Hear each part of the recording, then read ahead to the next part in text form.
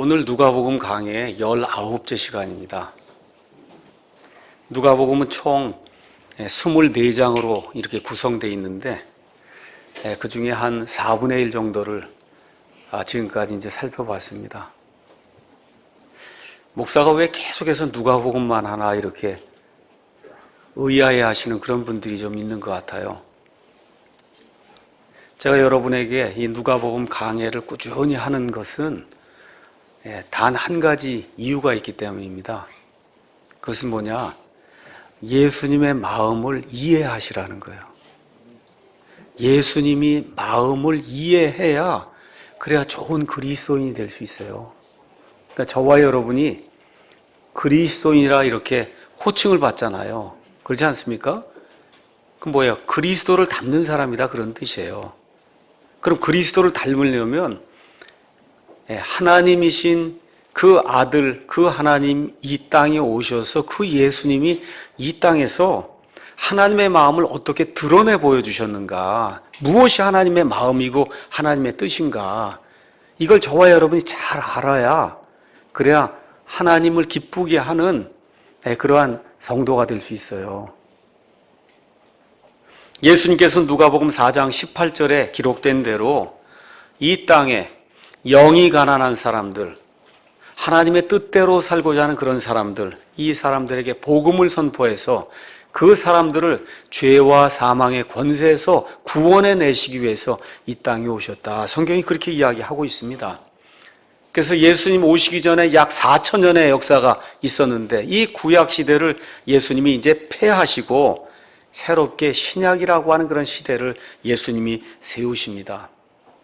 모세로부터 시작된 구약 종교 시스템이 이스라엘 백성들의 마음을 1500년 동안 지배했어요. 모세는 이제 구약으로 끝났다. 이제는 은혜와 진리가 나 예수를 통해서 선포가 된다고 하는 것을 예수님께서 직접 보여주시며 유대교를 폐지하시고 우리가 지금 기독교라고 부르는 이와 같은 시스템을 예수님이 확립하십니다. 이 일을 위해서 제자들을 임명하시고 이 제자들에게 누가복음 6장 20에서 26절 너희가 제자가 되고 너희가 정말 나를 사랑하고 정말 그리스도인이 되려면 정말 영이 가난한 그와 같은 마음의 자세를 가져야 된다. 이 말씀을 해주시고 지난주에는 이 제자가 되고 그리스도인이 되려면 올바른 인간관계를 회복해야 된다 말씀하시며 급진적으로 사랑한다는 것이 무엇인가를 저와 여러분에게 보여주셨어요. 급진적으로 사랑한다. 이 세상에 태어난 모든 사람이 본성적으로 하는 사랑이 있어요. 남이 사랑하면 나도 사랑하고 남이 미워하면 나도 미워하고 이건 누구나 하는 인지상정인데 예수님이 너희가 내 제자요 너희가 그리스도인이라고 그렇게 불릴 때에는 그 이상의 것을 해야 된다는 거예요. 그거를 급진적인 사랑이다. 제가 그렇게 말씀드렸어요. 급진적이라 그러니까 좀 이해 못하시는 분이 계신 것 같아서 오늘은 다른 말로 표현하면 파격적으로 사랑한다는 거예요. 이해하시겠죠? 파격적으로 사랑하는 거예요. 자연적으로 사랑할 수 없어요. 이 내추럴한 걸로 안 되고 슈퍼내추럴, 초자연적으로 불가능한 것을 사랑하는 이와 같은 것들을 보여야 된다. 말씀하시면서 35절에 그래서 너희가 과거에는 너에게 잘하는 이웃만 사랑하라고 구약에서는 가르쳤지만 내가 너에게 말하는데 이웃뿐만 아니라 너에게 해를 끼치는 원수까지 사랑해야 된다 라고 하시며 급진적으로 파격적으로 초자연적으로 불가능한 것을 사랑해야 한다는 그와 같은 말씀을 우리에게 이제 주셨어요. 그래서 이 모든 것을 요약하시면서 36절에 그러므로 왜 그래요? 하나님께서 심지어 하나님을 사랑하지 않는 자들에게도 해를 주시고 비를 주시고 먹을 것을 주시고 살려주시고 이렇게 하시지 않느냐. 그렇기 때문에 그러므로 너희 아버지께서 긍휼을 베푸시는 것 같이 너희도 긍휼을 베풀어야 된다. 긍휼은 아주 간단한 거예요. 불쌍히 여길 줄 알아야 된다는 거예요. 불쌍히 여길 줄 알아야 된다 하시면서 제자들이 참으로 좋은 인간관계를 형성할 줄 아는 그런 사람이 돼야 된다. 우리 그리스도인들이 그와 같은 사람이 돼야 된다. 이와 같은 그 예수님의 표준에 따라서 지난 한 2000년 동안 예수님의 말씀대로 살고자 했던 그 많은 성도들이 세상이 믿음을 갖지 못하도록 막지 않는 한 이 세상 사람들과 좋은 관계를 가지려고 노력해왔고 심지어 자기들의 목숨까지도 바치며 예수님의 사랑을 실천하려고 노력을 해왔습니다. 우리가 이 자리에 왜 모였습니까? 여기 사랑침례교회 왜 모였어요? 세상에 교회가 굉장히 많습니다. 우리가 한번 양심적으로 손을 얹고 세상 사람들에게 교회가 어떻게 비춰지고 있는가 한번 생각을 한번 해보세요. 교회는 그리스도의 사람들, 그리스도인들이 모여있는 데가 교회예요. 또 성경적으로 얘기하면 사람 자체가 교회예요. 그렇잖아요. 근데 지금 이 한국 땅에서 교회가 아니면 예수님을 믿는다고 하는 그리스도인이 믿지 않은 사람 이 세상에게 어떻게 비춰지고 있는가 한번 저와 여러분이 양심적으로 한번 생각을 해봅시다. 어떤 시대가 됐어요? 교회가 세상을 염려하는 시대가 아니라 세상이 교회를 지금 염려하고 있어요. 저거 저대로 줘도 되는가? 교회 안에서 싸움이 가장 심하고, 그렇죠? 교회 안에서 사치가 가장 심하고, 교회가 심지어 사람들 가장 경멸하고, 믿지 않는 사람 개나 돼지처럼 이런 일들을 지금 교회가 하고 있어요. 그 많은 돈을 걷어들이고 실질적으로 그 옆에 있는 사람들 돕거나 선교를 하거나 전도를 하는 일에 그 많은 돈 거의 쓰지 않습니다. 교회가 100이라는 걸 받아들였으면 그 적어도 40, 50 남을 위해서 쓸 줄 알아야 되는데 100을 걷어들이면 거의 90은 다 교회를 위해서 쓰고 자기를 위해 쓰고 겨우 10 정도 남을 위해서 쓰는 이런 그 형편이에요. 그러니까 교회가 옆에 들어온다 그러면 다 싫어해요. 주차장 문제, 시끄러운 문제 해서 교회를 다 싫어해요. 그래서 개독교라 그래요. 목사는 먹사라고 그렇게 얘기합니다. 왜 이러한 혐오증에 교회가 시달려야 되는가? 한번 여러분과 제가 생각을 좀 해봐야 됩니다. 과연 사도 바울이 빌립보에 들어가고 에베소에 들어가고 골로새에 들어가고 데살로니가에 들어가고 하나님의 말씀을 전달해서 그 안에 교회를 세웠을 때 그 옆에 있던 사람들 아우 저 사람들 때문에 못 살겠어 하고 그렇게 손가락질하는 그런 교회를 세웠을까? 아니면 여기 성경에 나와 있는 이와 같은 그 성도들이 세워져서 하나님의 도덕과 윤리와 하나님의 법칙이 들어가게 되면 사회를 바꾸고 사회가 아름답게 되고 변화가 되고 이 사람들로 인해서 정말 살맛이 난다 하는 그와 같은 사회가 되었을까? 우리 모두가 몇십 년 동안 교회가 왜 이럴까 하면서 바른 교회를 찾아 헤맸습니다. 자, 이러는 가운데 바른 말씀이 있으면 그러면 바른 교회가 되지 않을까 하고 여기저기 다니고 하는 가운데 우리 교회까지 이제 왔습니다. 저와 여러분이 바른 교회라고 하고 해서 여기 사랑침례교회에 왔는데 뭐 사랑침례교회 아니라도 킹제임스 성경을 쓰는 어떤 그런 교회에 왔는데 이 사람들의 언어, 이 사람들의 행실, 이 사람들의 교회 운영, 이 사람들이 사람들을 대하는 그런 태도, 이런 모든 것이 너무 비상식적이고 비합리적이고 이해할 수 없다고 하면 어떻게 될까? 한번 저와 여러분이 한번 생각을 해보세요. 킹제임스 성경이 아니라 그 무엇을 이야기해도 좋은 것을 아무리 이야기해도 여기서 퍼져나가는 말과 행실이 사람을 죽이는 말이요 사람을 죽이는 그와 같은 행실이라고 하면 그럼 아무리 킹제임스 성경을 들고 있어도 소용이 없을 겁니다. 이런 사람들의 특징, 저도 과거에 많이 봤고 제 과거의 모습, 또 지금의 모습 가운데도 그런 모습이 있을 수 있어요. 처음부터 끝까지 나는 옳고 당신은 틀린다. 긍휼히 여기고 대안을 가지고 사랑하고 건설적으로 하는 그런 비판이 아니고 말 그대로 비판을 위한 비판, 그렇죠?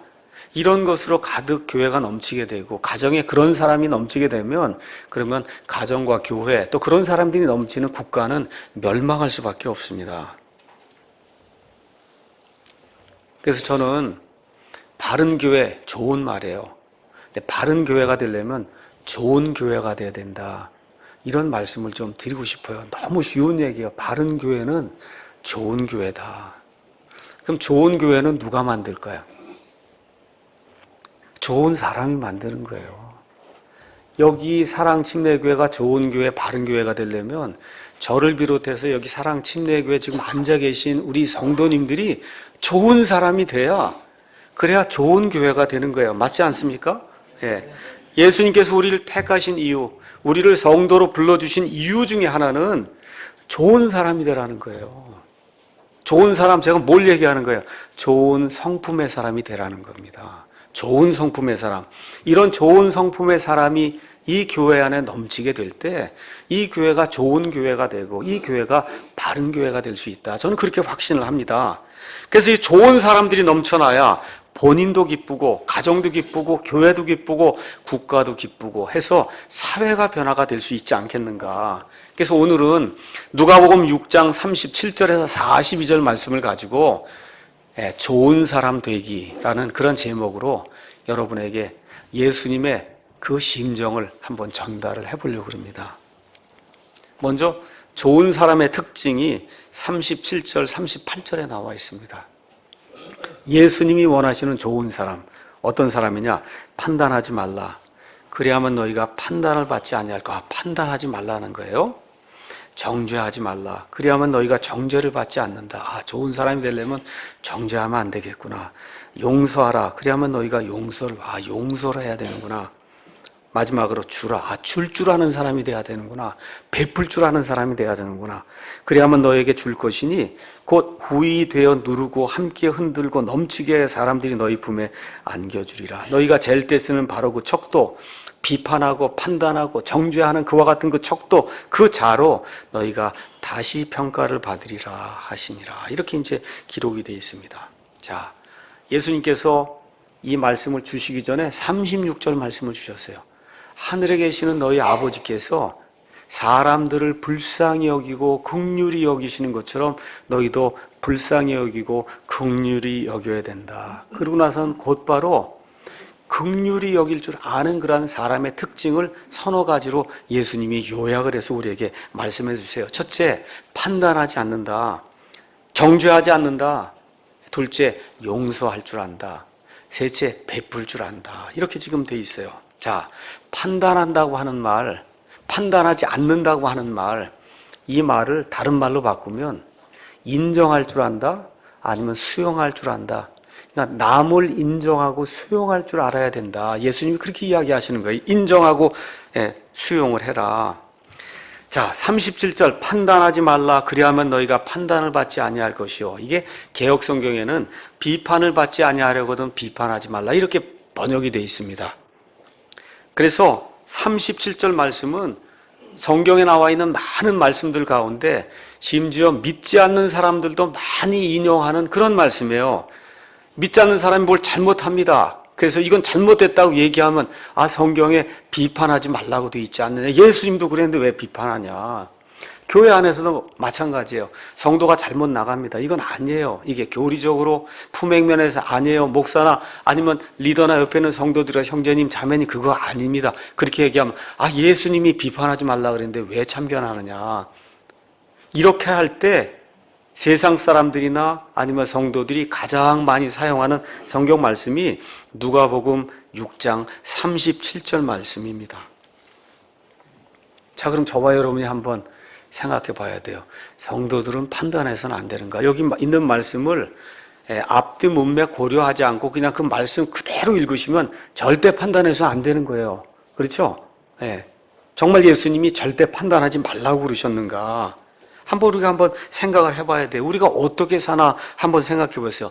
매일 아침 일어나시면 세수하고 옷 입고 밥 먹고 차를 타고 가도 이 길로 가냐 저 길로 가냐 전철을 타냐 버스를 타냐 그렇죠? 다 여러분 어떻게 하고 사세요? 판단하고 살아요.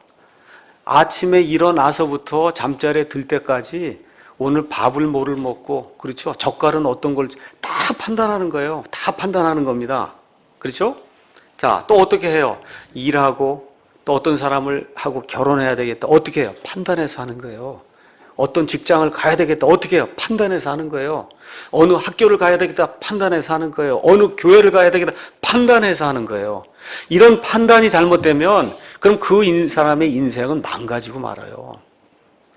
그러니까 이와 같은 일 제대로 판단한 이런 판단하는 것까지도 판단하지 말라. 예수님이 그렇게 말씀하신 것으로 이 말씀을 오해하면 예수님이 주시는 그와 같은 말씀의 의미를 전혀 받지 못하는 거예요. 저와 여러분이 오늘 이 자리에 대부분이 구원받은 성도로 이 자리에 앉아 있습니다. 저와 여러분 어떻게 구원받으셨어요? 내 자신을 판단해 봤잖아요. 내가 죄인인가 아닌가. 그렇죠? 내가 죄인이라고 판단이 들면 나를 누가 구원할 수 있는가 판단해 보셨잖아요. 돈으로 될까? 내 힘으로 될까? 그렇죠? 재물로 될까? 명예로 될까? 아니면 부처로 될까? 다 판단해 보셨잖아요. 판단해 보니까 결론이 뭐예요? 나를 만드신 하나님 외에는 구원자가 없구나. 판단이 되셨죠?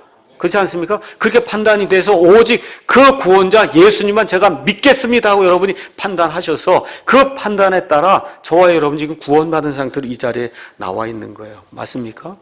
구원받은 이후에도 저와 여러분의 삶을 매일같이 판단하고 있어요. 하나님이 기뻐하실까 기뻐하지 아니하실까. 왜 그래요?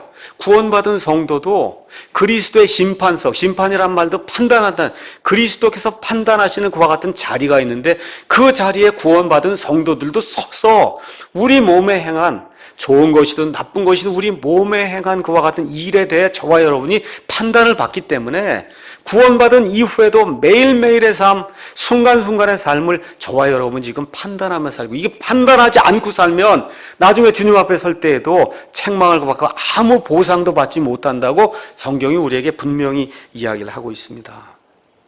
그렇기 때문에 판단해야 돼요. 판단. 이 판단이 되지 않으면 그러면 저와 여러분이 올바른 인생, 올바른 신앙생활을 할 수가 없습니다.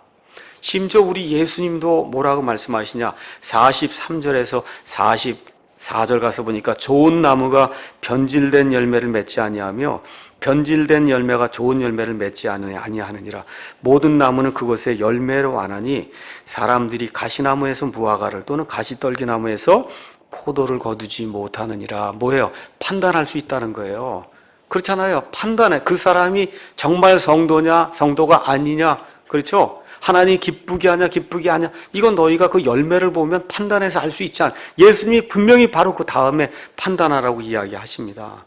사도 바울의 고린도전서 가서 보시면 고린도전서 5장에 교회 안에 심각한 음행을 벌인 그와 같은 사람의 이야기가 나옵니다. 사도 바울이 뭐라고 그래요? 어찌하여 너희 교회가 그와 같이 심각한 음행을 벌인 자를 판단하지 아니하였느냐. 내쫓으라고 이야기해요. 그러니까 판단이 필요한 겁니다. 고린도전서 6장 가서 보니까 성도들끼리 법정 고소가 일어났어요. 사도 바울이 뭐라 그래요? 그와 같은 일도 너희 성도들이 판단하지 못하느냐. 그렇죠? 그럼 판단해야 됩니까? 안 해야 됩니까? 여러분, 판단하셔야 돼요. 판단해야만 저와 여러분이 올바른 인생, 올바른 신앙생활 할 수가 있습니다. 동성애가 지금 창궐하고 있어요. 여러분, 판단하셔야 돼요? 판단 안 하셔야 돼요? 판단해야 돼요. 저건 죄입니다 하고 판단하셔야 돼요. 근데 그 사람은 불쌍히 여기셔야 돼요. 그것도 판단하는 거예요. 그거 죄예요. 심각한 죄예요. 하나님이 극도로 미워하시는 죄인데 그 사람을 위해서도 예수님이 죽으셨다. 맞습니까? 그 사람을 위해서 죽으신 거예요. 우리가 판단해야 됩니다. 목사들이 다 같이 일어나서 종교 통합해야 된다. 저것은 죄악입니다 하고 판단하셔야 돼요? 판단하지 않으셔야 돼요? 판단해야 돼. 하나님이 미워하는 겁니다 하고 판단하시고 거기에 들어가시면 안 되는 거예요. 맞습니까? 어떤 사람들이 은사주의에 빠져서 또 번영신학에 빠져서 교회 오면 그냥 무조건 만수무강에 만복을 받는다고 이야기하면 어떻게 하셔야 돼요? 판단해야 돼요. 예수님 믿는다고 모든 것이 다 형통한 거 아닙니다 하고 제대로 저와 여러분이 판단하셔야 돼요. 심지어 예수님을 믿으면 우리에게 교과서가 성경이 있습니다. 성경도 두 종류가 있다는 것도 저와 여러분이 판단하셔야 돼요. 하나님께서 온전히 보존하셔서 하나도 빠진 데가 없이 완벽하게 보존된 그런 성경이 있고, 마귀의 사주를 받은 서기관들이 그 안에서 듬성듬성 빼서 성경의 많은 구절들을 빼놓고 성경 말씀들을 변개시킨 그와 같은 성경이 있어요. 그것도 저와 여러분이 판단하셔야 되는 거예요. 맞습니까? 판단해야 되는 거예요. 바른 성경, 빠진 데가 없는 것 같은 성경을 저와 여러분이 사용해야 이 교과서가 올바라야 저와 여러분이 올바로 신앙생활을 할 수가 있습니다. 자, 그러면 왜 예수님이 갑자기 판단하지 말라 그렇게 이야기하시는가? 제가 아까 요약한 것처럼 그 앞부분에 인간관계를 파격적인 사랑을 가지고 해야 된다 예수님 말씀하셨잖아요. 파격적인 사랑. 그 파격적인 사랑은 어떻게 표현이 되어 있냐? 하나님이 하나님을 미워하는 죄인들에게도 지금 이 시간 비를 내려주시고, 여러분 지금 비가 내리는데 예수님 믿는 사람의 밭에만 내려요? 아니면 온 세상에 지금 내려요? 왜 그래요? 하나님이 그렇게 불쌍히 여긴다는 거예요. 나를 믿지는 않아도, 내가 만든 이 창조물이니까 나를 믿진 않아도 그 사람들의 밭에 비도 내려주시고 햇빛도 내려주시고 그와 같은 불쌍히 여기는 그 심정으로 하나님이 긍휼을 베푸니까 너희도 사람들을 대할 때 믿는 사람이다 믿지 않는 사람 이게 다 통틀어서 너희도 하나님이 불쌍히 여기는 심정으로 모든 사람을 사랑하는 것 같이 너희도 긍휼히 여기는 그런 심정을 가지고 사람들을 대해야 된다. 그렇게 하기 위해서 판단하지 말라는 거예요. 그루선 판단하지 말라는 거예요. 그게 무슨 얘기예요? 긍휼히 여기는 심정이 없이 판단만 해서는 안 된다는 거예요. 저와 여러분이 어떤 일이 잘못됐다고 판단할 때 그 속에 중심에 뭐가 있어야 되냐? 불쌍히 여기는 마음이 있는 가운데 건전한 대안을 제시하려고 하는 그런 마음이 있는 가운데 저와 여러분이 판단해야지, 그런 것이 전혀 없는 가운데 판단하고 정죄하면 그것은 올바른 인간관계, 예수님이 원하시는 그와 같은 인생을 만들 수가 없다고 예수님이 말씀해 주시는 겁니다. 다시 말씀드려, 저와 여러분이 좋은 교회를 하고 저와 여러분이 좋은 사람이 돼서 나 자신이 행복하고 나 자신이 내 옆에 있는 아내와 남편과 자식들과 부모가 행복하고 여기 모여있는 우리 성도들이 행복하고, 그렇죠? 이 국가가 행복하려면 그럼 어떻게 해야 돼요? 불쌍히 여기는 그런 심정을 가지고 남을 판단하고 불쌍히 여기는 심정을 가지고 도와주려는 그런 심정을 가지고 이 사람들을 대해야 된다고 우리 예수님께서 말씀해 주시는 겁니다. 다시 말씀드려, 모든 것을 판단하지 말라 이와 같은 방식으로 이 말씀을 해석하면 안 되고 늘 비판하는 기질, 알겠죠? 뭐 매사를 보면 긍정적인 생각, 불쌍히 여기는 생각, 건설적으로 뭐가 하는 이런 생각은 전혀 없고 모든 일을 대할 때마다 무조건 비판적으로 대하는 그런 태도, 알겠죠? 그런 태도를 가지면 좋은 사람이 될 수 없다. 지금 예수님이 그렇게 말씀을 해주시는 거예요. 다시 말씀드리지만 교회 안에도 문제가 생깁니다. 가정에도 문제가 생겨요. 이 사회에도 문제가 생기면 어떻게 해야 돼요? 판단해서 조치를 취할 것은 취해야 되는 거예요. 근데 예수님이 우리 그리스도인들도 그와 같은 일을 하되 긍휼히 여기는 심정, 불쌍히 여기는 심정, 도와줘야 되겠다는 그런 심정, 이런 심정을 가지고 하나님의 일을 처리해야, 그래야 하나님이 원하시는 그와 같은 좋은 인간 관계를 형성할 수 있다고 우리에게 이야기해 주는 겁니다. 그래서 앞에 나와 있는 것처럼 긍휼을 베풀라고 했는데 이 긍휼이 없이 모든 일을 교회 안에 들어오면 새로 오는 사람부터 시작해서 오래 다닌 사람까지 그냥 모든 사람을 긍휼히 여기는 심정이 없이 나하고 다르기 때문에 다 틀리다고 이렇게 비판하면 그러면 이 교회가 어떻게 운영이 되겠어요? 그 가정이 어떻게 운영이 되겠어요? 그 사람이 속해 있는 그 단체가 어떻게 행복해질 수 있겠어요? 그렇잖아요? 그렇게 해서는 안 된다. 우리 예수님이 그렇게 말씀하시는 거예요. 다시 말씀드려, 좀 너그러운 사람이 되라는 거예요. 어려운 얘기하는 게 아니라 좀 너그러운 사람이 되라. 저와 여러분이 왜 그래요? 하나님이 우리를 너그럽게 대해줬잖아요. 그렇지 않습니까? 하나님이 우리에게 긍휼을 베풀어 주셨잖아요. 하나님이 우리를 너그럽게 대해줬으니까 인간관계를 맺을 때 너그러운 그러한 인간관계를 맺어라. 지금 예수님이 그렇게 말씀해 주시는 겁니다. 많은 경우 비판적인 이와 같은 태도를 갖게 되면 그 태도를 이렇게 드러내서 표출할 때 그 사람의 영혼의 상태가 같이 동시에 드러나게 됩니다. 남을 판단하는데 실질적으로 가서 보면 자기를 판단하는 거예요. 많은 경우가 그렇습니다. 우리 한번 사무엘기하 12장 말씀 한번 가서 잠깐 보겠습니다.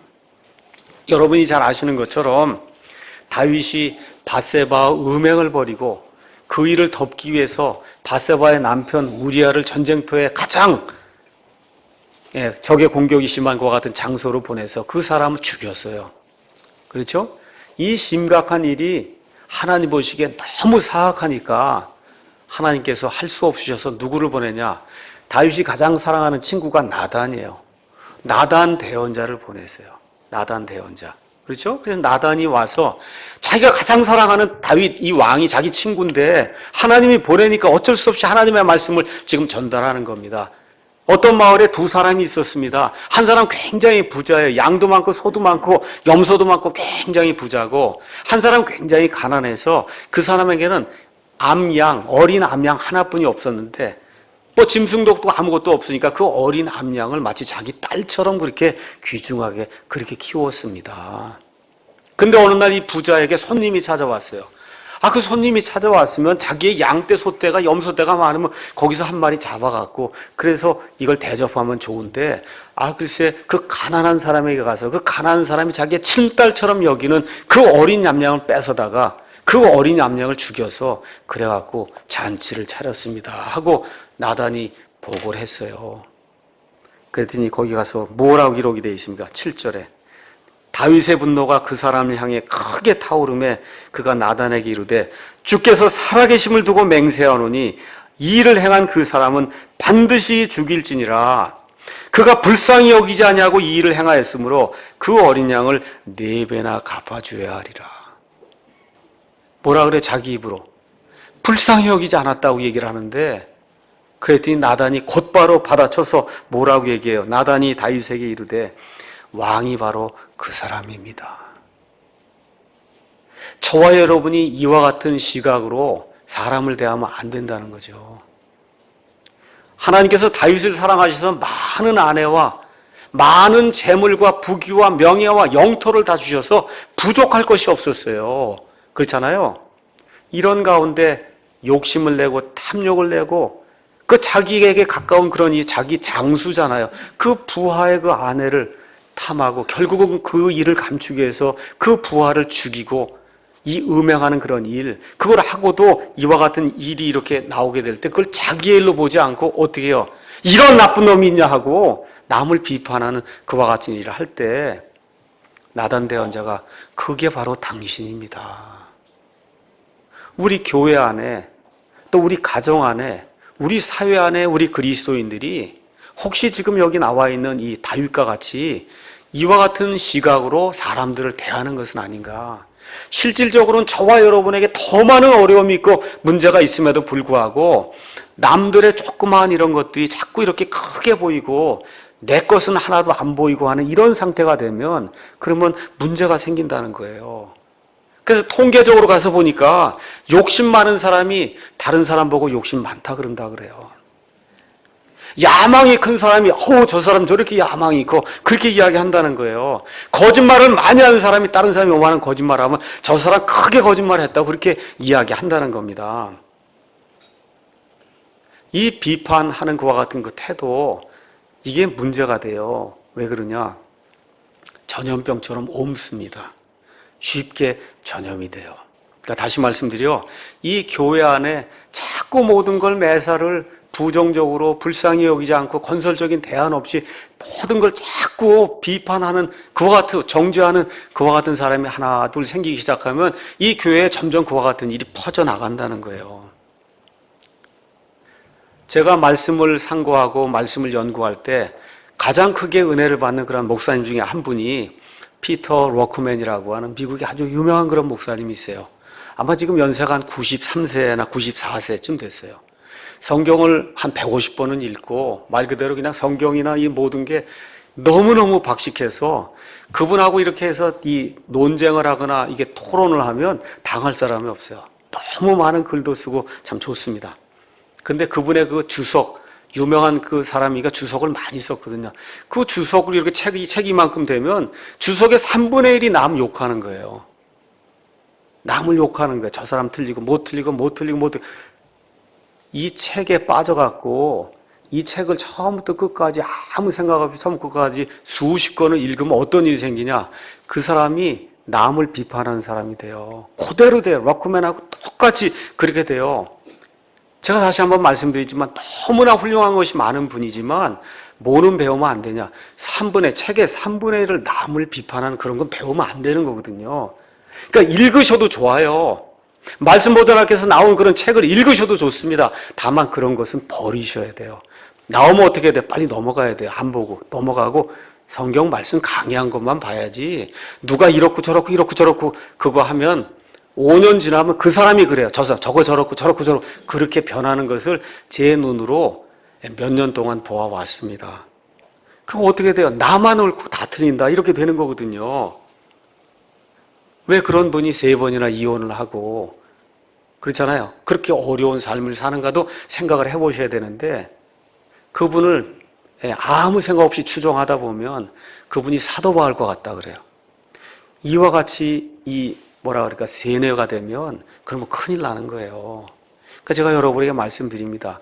로크만도 읽고 누구도 읽고 제가 설교하는 것도 듣고 다 듣되 좋은 것만 받으셔야 돼요. 그게 뭐야? 판단하셔야 돼요. 판단해서 좋은 것만 받고 아닌 건 빨리 버리셔야 됩니다. 비판이 자꾸 비판을 불러일으키기 시작하면 그럼 그 가정이 어려워지고 그 교회가 어려워지고 그 사회가 어려워지는 거예요. 우리는 어떤가 한번 가만히 생각해 보세요. 무슨 수를 써서라도 저 사람의 잘못을 드러내려고 노력하는가? 아니면 무슨 수를 써서라도 저 사람의 잘못을 좀 덮어주려고 노력하는가? 예수님이 좀 너그러운 사람이 되라.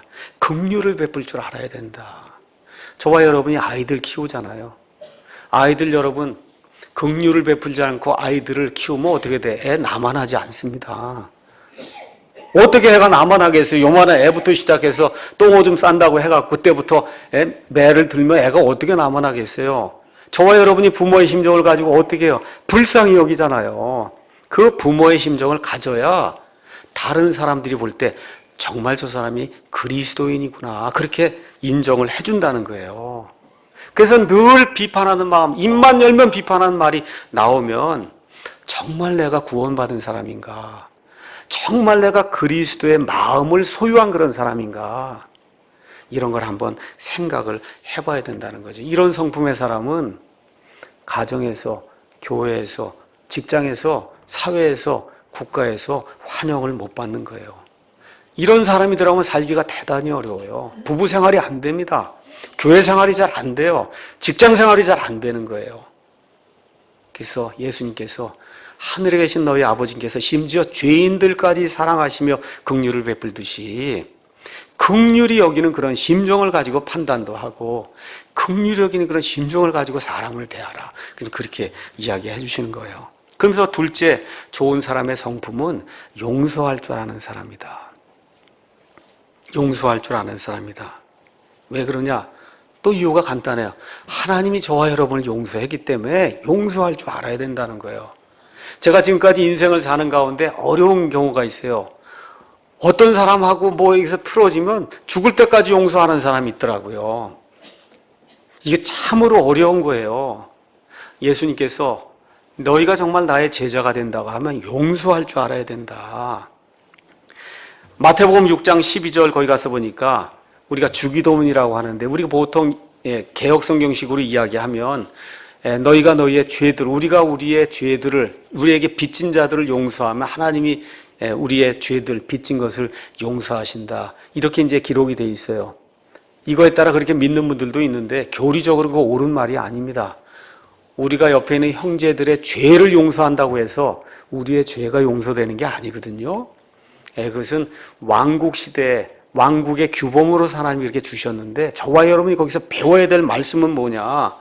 좋은 제자, 좋은 사람이 되려면 용서할 줄 알아야 된다는 거예요. 용서할 줄 알아야 된다. 그럼 여러분 용서할 줄 안다 얘기할 때 용서가 쉽습니까? 어렵습니까? 쉬워요? 어려워요? 이거 대단히 어려운 거예요. 용서 자체는 대단히 어려운 거예요. 어떻게 내게 잘못을 범한 사람을 그냥 쉽게 막 용서해 줄 수 있어요? 그럼에도 불구하고 예수님이 용서의 과정은 상당히 어렵다는 걸 내가 알고 있다. 그렇지만 하늘아버지께서 너희를 용서해 주지 않았냐. 그 용서하는 그런 심정을 가지고 부드럽게 너그럽게 용서할 줄 아는 그와 같은 사람, 긍휼히 여기는 그런 심정을 갖는 그런 사람이 그래야 자기도 편하고 가정도 편하고 교회도 편하고 사회도 편하게 된다. 그렇게 이야기하는 겁니다. 세 번째 좋은 사람의 특징은 줄 줄 아는 사람이라는 거예요. 줄 줄 안다는 거예요. 베풀 줄 안다. 이 세상 사람 누구나 다 받는 걸 좋아해요. 받는 걸 좋아합니다. 근데 예수님은 뭐라고 말씀하시냐? 줄 줄 알아야 된다는 거예요. 받는 건 물론 좋습니다. 그렇지만 줄 줄 알아야 된다. 어떻게, 누구에게, 무엇을? 먼저 하나님께 드릴 줄 알아야 돼요. 우리의 모든 삶을 하나님 주셨잖아요. 하나님께 드릴 줄 아는 그런 사람이 돼야 된다. 고린도후서 9장에 가서 보니까 하나님께 드린 일에 대해서 9장 6절에 다만 내가 말하려는 바는 이것이니 곧 인색하게 뿌리는 자는 또한 인색하게 거둘 것이요 풍성하게 뿌린 자는 또한 풍성하게 거두리라는 것이라. 저마다 자기 마음속에 정한 대로 낸다. 이거 낸다는 여기 가서 보면 기브예요. 기브. 여기 나와있는 똑같아요. 주는 거예요. 정한 대로 이 하나님께 드릴 것인데 마지못해 하거나 억지로 하지 말지니 하나님은 즐거이 내는 자, 즐거이 베푸는 자를 하나님은 사랑하시느니라. 그래서 하나님께 즐거이 바칠 줄 아는 저와 여러분이 되기를 예수님의 이름으로 축원합니다. 둘째, 또 누구에게 주어야 되냐? 우리와 같은 믿음을 가지고 있는 성도들에게 주어야 된다. 여기 바로 옆에 고린도후서 8장에 가서 보니까 마케도니아 성도들이 예루살렘에 있는 이 가난한 성도들 위해 헌금한 것에 대해 이렇게 기록하고 있어요. 또한 형제들아 마케도니아의 교회들에 베푸신 하나님의 은혜를 우리가 너에게 알리노니 고난의 큰 시련 속에서도 그들의 넘치는 기쁨과 극심한 가난이 그들로 하여금 풍성하고 너그러운 선물을 넘치도록 하게 했다는 거예요. 이게 엄청난 아이러니 아니에요? 엄청나게 극심하게 가난한데 하나님의 은혜 때문에 어느 다른 교회와 비교할 수 없을 정도로 풍성한 것 같은 헌물을 바쳐서 주변에 있는 성도들을 지금 사랑을 했다. 성경이 그렇게 이야기하고 있는 겁니다. 사도 바울이 그날 30년 동안 온 세상을 돌아다니며 하나님의 말씀을 선포하고 그 모든 자기의 일을 사도행전 20장에서 이렇게 요약을 하고 있습니다. 한번 가서 잠깐 보겠습니다. 사도행전 20장.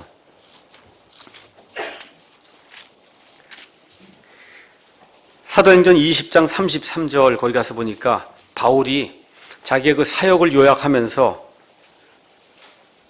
20장 33절 제가 읽습니다. 내가 사역을 하는 동안 어떤 사람의 은이나 금이나 옷을 탐내지 아니하였으며 참으로 너희가 알거니와 내가 이 손으로 나의 필요한 것들을 마련하였고 텐트를 만들고 장막을 만들고 밤새 일하고 이렇게 해서 먹을 거 내가 다 준비했다. 또 나와 함께한 자들을 내가 섬겼노라. 섬겼다는 거예요. 주었다는 거예요.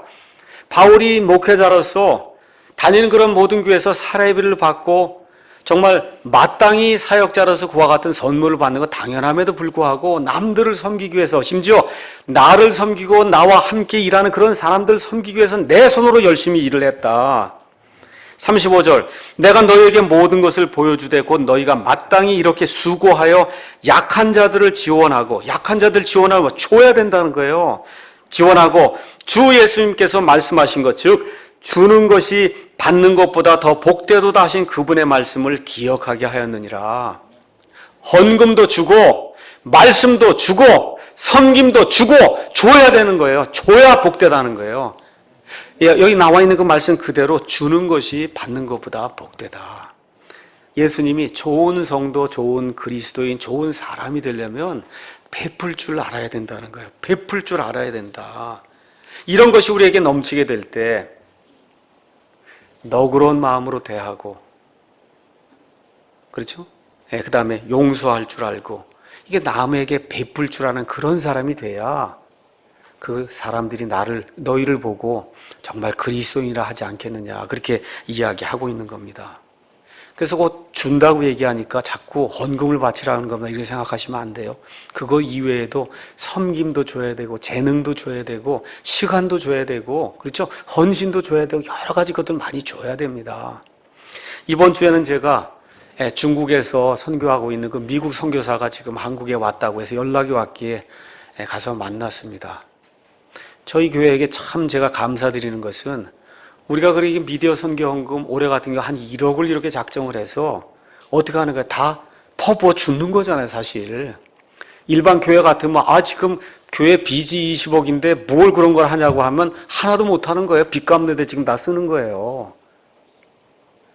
그 선교사 가서 얼마나 감사하다고 이야기하는지 성경을 전달해주고 많은 책자들, 소책자, CD 이런 것들이 전달이 되고 궁극적으로 이런 것들을 북한 땅에 MP3, MP4를 사용해서 조그만 것과 같은 미디어 거기다 담아서 지금 보내려고 한다는 그런 이야기를 들을 때 얼마나 감사한지 몰라요. 그게 뭐예요? 주는 것이 받는 것보다 복된 거예요. 저와 여러분이 이렇게 최선을 다해서 주는 것이 말씀도 주고 그렇죠. 선교지도 주고 선교사에게 전도지도 주고 성경도 주고 그렇잖아요. 이런 모든 것 주는 것이 받는 것보다 복되다 하신 그 예수님의 말씀을 저와 여러분이 이렇게 실천할 수 있다고 하는 거 이것 자체가 저에게 굉장히 큰 위로가 되고 격려가 됐습니다. 여러분에게도 동일한 격려와 위로가 주님의 이름으로 임하기를 축원합니다. 자, 그럼 이게 뭐냐? 이 좋은 사람의 특징 세 가지 뭐예요? 너그럽게 대하고 용서할 줄 알고 베풀 줄 아는 게 그게 누구의 특징이에요? 예수님의 특징이에요. 예수님의 특징이에요, 그게. 그렇잖아요. 가능한 한 판단하지 않고 너그러운 마음으로 이해하려고 하고 도와주려고 하고 비판해도 건설적으로 불쌍히 여기는 마음으로 이렇게 도와주려고 하는 그런 마음, 그 마음을 가장 크게 보여주신 분이 누구예요? 예수님이에요. 우리의 죄들을 용서하시기 위해서 십자가에서 몸이 찢기기까지 모든 피를 다 흘리기까지 모든 것을 저와 여러분을 다 내어놓으시고 용서하신 분이 누구세요? 예수님이에요. 그 모든 것을 저와 여러분에게 아무런 대가 없이 베풀어 주신 분이 누구예요? 예수님이세요. 그래서 저와 여러분이 예수님의 제자가 되길 원한다. 그리스도인이 되길 원한다. 좋은 교회가 되길 원한다. 하면 예수님의 그 심정, 예수님의 심정, 너그럽게 대하는 거, 불쌍히 여기게 대하는 거, 용서할 줄 아는 거, 베풀 줄 아는 거, 이런 것들을 실천하는 그런 사람이 돼야, 그래야 예수님이 원하는 그런 교회를 이룰 수 있다. 예수님께서 우리에게 말씀해 주십니다. 자, 이렇게 해서 좋은 이와 같은 그 성품을 가진 그와 같은 그 좋은 사람의 특징이 두 가지가 더 거기에 나와 있습니다. 39절, 40절 가서 보니까 이 좋은 사람은 눈이 좋아야 된다. 그렇게 이야기하고 있어요. 눈이 좋아야 된다. 제가 읽겠습니다. 그분께서 그들에게 한 비유를 말씀하시되 눈먼 자가 눈먼 자를 인도할 수 있겠느냐? 그들이 둘 다 도랑에 빠지지 아니하겠느냐? 제자가 자기 스승보다 높지 못하나 완전한 자마다 자기 스승과 같게 되리라. 사람의 몸에 지체가 여러 개 있습니다. 이것 가운데 하나님이 가장 귀하게 여기는 지체가 뭐냐? 눈이라고 얘기해요. 그래서 사람의 눈은 몸의 등불이라고 이야기합니다. 여러분, 등불이 꺼지면 어두컴컴한 데서 다닐 수가 없잖아요. 눈이 가장 중요하다. 근데 여기 지금 나오는 그 눈은 물론 육체적인 그런 눈도 될 수 있어요. 근데 지금 예수님 말씀하시는 건 영적인 눈이 열려있는 사람이 돼야 된다는 거예요.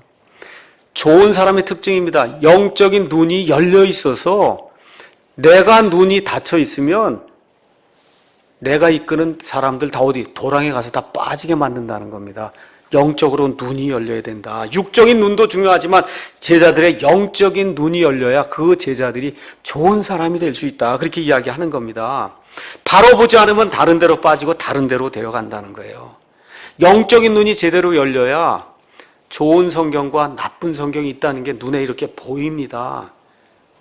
영적인 눈이 열려야 이게 지금 신약 시대인가 구약 시대인가, 이거 치료하는 이 방식이 구약 방식인가 신약 방식인가, 이런 것들이 보여서 올바로 신약 교회를 할 수 있는 거예요. 영적인 눈이 이렇게 열려야 이게 율법인가 은행가가 판단이 되는 겁니다. 영적인 눈이 열려야 구원과 성화가 분리가 돼서 구원받는 것과 성화가 무엇이고 구원의 영원한 안전보장이 무엇이고 이런 것들이 영적인 눈이 열려야 저와 여러분이 이거 보고 그리고 다른 사람들을 그 길로 안전하게 저와 여러분이 데려갈 수 있는 거예요. 그래서 디모데후서 2장 15절에 너는 진리의 말씀을 바르게 나누어 내 자신을 하나님께 인정받은 자로 부끄러울 것이 없는 일꾼으로 나타내도록 연구하라. 그렇게 이야기하고 있습니다. 그래서 저와 여러분의 영적인 눈이 열리기 위해서는 하나님의 말씀으로 충만하셔야 돼요. 부활하신 후에 엠마오 마을로 예수님께 가시다가 두 제자를 만났어요. 그 두 제자가 구약 성경에 많은 말씀들을 알고 있었지만 그 말씀들이 가리키는 메시아를 알지 못했어요. 예수님께서 그 말씀들을 펴셔서 그 말씀들을 열어주실 때 그들의 마음속에 뜨거운 마음이 생기면서 메시아를 알아보는 그와 같은 아름다운 일이 생겼다고 성경이 우리에게 이야기하고 있습니다. 그래서 말씀의 눈이 열리는 저와 여러분이 되기를 예수님의 이름으로 축원합니다. 성경이 열리면 문맹이 퇴치가 돼요. 그렇지 않습니까? 성경이 열리면 독재가 없어집니다. 성경이 열리면 폭정이 없어져요. 이 한국의 교회들이 왜 문제가 생기느냐? 성경이 열리지 않기 때문에 그런 거예요. 성경이 열리면 목사가 변합니다. 성경이 열리면 여기 앉아있는 성도들이 변하게 돼요. 성경이 열리면 이 교회들이 변화가 될 수밖에 없어요. 그래서 좋은 사람은 영적인 눈이 열린 사람이다. 이 일을 위해서 저와 여러분이 하나님의 말씀을 부지런히 탐구해야 됩니다. 이렇게 되면 40절에 나와 있는 것처럼 스승처럼 된다는 거예요. 그 옛날에는 지금처럼 책이 많지 않았어요. 모든 가르침이 어디서 나오냐? 스승에게서 나오니까 스승만큼만 되면 가장 훌륭한 제자가 되는 거예요. 근데 저와 여러분의 스승이 누구예요? 예수님이잖아요. 그 예수님이 저와 여러분의 눈이 열리면 예수님처럼 된다는 거예요. 예수님에게까지 이르는 인품의 소유자가 되고 예수님까지 이르러서 진리를 선포할 줄 아는 그런 사람이 될 수 있다. 예수님이 말씀해 주시는 겁니다. 마지막으로 하나, 좋은 사람은 자기를 볼 줄 아는 사람이다. 41절, 42절. 너는 어찌하여 내 형제의 눈 속에 있는 티는 보면서 내 눈 속에 있는 들보는 깨닫지 못하느냐. 티는 요만한 거예요. 들보는 석가래, 여러분 아시죠? 집을 지을 때 엄청나게 큰 기둥, 그게 들보예요. 눈에 그게 꽉 꼈는데 남의 눈 속에는 요만한 티를 자꾸 보려고 하면 이게 보입니까? 안 보입니까? 안 보이잖아요. 안 보인단 말이에요. 근데 그걸 해서 티를 빼주겠다고 얘기를 하니 예수님이 이게 말이 되느냐. 지금 그 얘기를 지금 하고 있는 겁니다. 또 너 스스로 내 속에 있는 들보는 보지 못하면서 어찌 내 형제에게 이르기를 형제여 내가 내 눈 속에 있는 티를 빼주겠노라 하면서 비판하고 판단하고 정죄하고 이렇게 할 수 있겠냐. 너 위선자야. 이렇게 하는 사람, 나에겐 아무 문제가 없다고 하고 남만 탓하는 사람, 예수님이 위선자라고 이야기했어요. 성경에서 가장 나쁜 말이 위선자예요. 위선자. 예수님이 야단치시고 예수님이 가장 많은 저주의 말을 퍼부으신 그와 같은 사람들 한마디로 막 위선자예요. 겉과 속이 다르다는 거예요. 실상과 그 다음에 허상이 있는데 그걸 구분하지 못하는 그런 사람이라는 겁니다. 먼저 내 눈에서 들보를 빼내어라. 그 뒤에 내가 분명하게 보고 내 형제의 눈 속에 있는 티를 빼내리라. 자꾸 내게 있는 어려움은 보이지 않고 남의 있는 티만 자꾸 보이면 문제가 있다는 거예요. 그러니까 좋은 사람은 자기를 볼 줄 아는 사람이 된다. 눈이 열려서 자기를 자꾸 볼 줄 아는 그런 사람이 된다. 그렇죠? 이렇게 될 때 좋은 사람, 좋은 성도, 좋은 그리스도인 이런 사람들이 모면 좋은 교회, 그렇죠? 이렇게 해서 사회가 변화가 될 수 있는 그와 같은 모임이 이 교회가 될 수 있다. 성경이 그렇게 이야기해 주는 겁니다. 결론의 말씀 드리겠습니다. 예수님을 믿는 이유가 뭐냐? 구원받는 거 맞습니다. 그렇죠? 근데 구원받은 다음에 나쁜 사람이 되면 안 돼요. 세상 사람들이 왜 다 개독교라 그러고 목사라 그래요? 구원받았는데 나쁜 짓을 하거든요. 성품이 나빠요. 그러면 변화시키기 어렵습니다.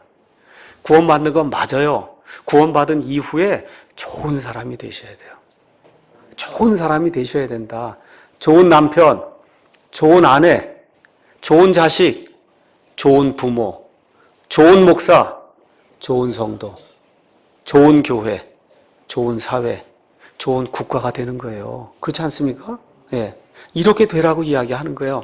예수님을 믿는다고 하면 성품이 좀 바뀌어야 된다.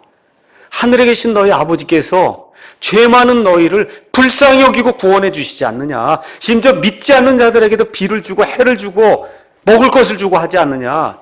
이와 같이 불쌍히 여기는 그런 심정을 가지고 사람들을 대하는 그런 사람들이 정말 내가 요구하는 제자다. 예수님이 그렇게 이야기해 주고 있습니다.